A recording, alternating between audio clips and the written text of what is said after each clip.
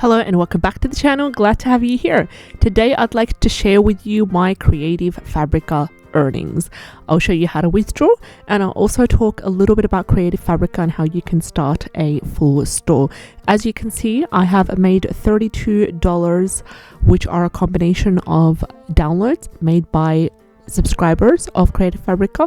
I've also made one purchase during that month, and here are my transactions for the previous months.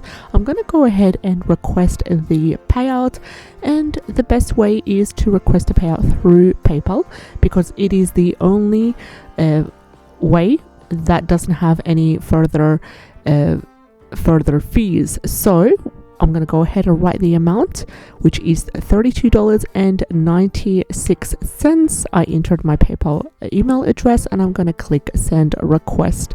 And within 7 days, it will process the request.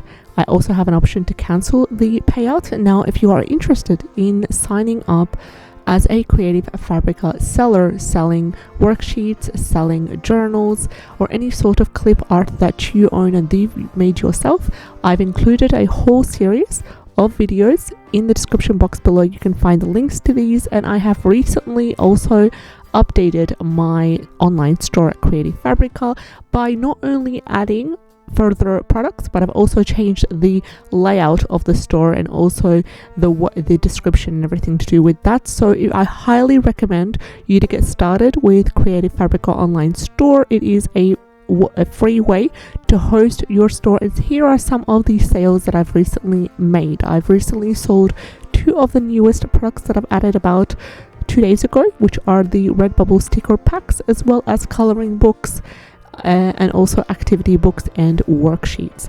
Then again, if you're interested, the links will be in the description box below to help you get started in creating your own Creative Fabrica store. Thank you so much for watching, and if you found this helpful, like and subscribe. I'd love to have you on board. Take care and have a great day. Bye bye.